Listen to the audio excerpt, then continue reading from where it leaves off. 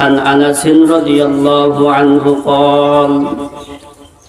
قال رسول الله صلى الله عليه وسلم المرأة إذا صلت خمسها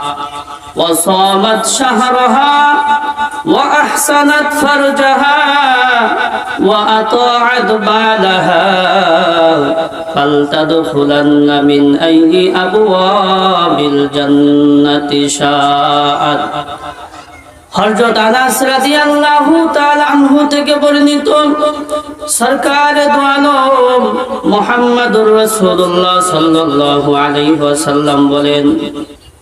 আল মারআতু ইজা সাল্লাত খামসাহা, যদি কোনো মহিলা 5 ওয়াক্ত নামাজ সময় মতো আদায় করে, ওয়া সামাত শাহরাহা, রমজান মাসের রোজাগুলো সুন্দরভাবে পালন করে,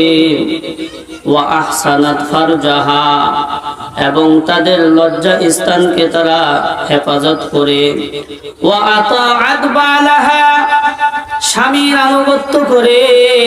ফালতাদখুলান্না মিন আইয়ি আবওয়াবিল জান্নাতি শাআত। আল্লাহর হাবিব বলেন, যদি কোনো মা বোনের মধ্যে এই 4টা গুণ থাকবে, আল্লাহ পাক রব্বুল আলামিন তাকে এমন সুযোগ দিবেন, জান্নাতের 8টা দরজার মধ্য থেকে যে কোনো দরজা দিয়ে সে ইচ্ছা প্রবেশ করতে পারবে।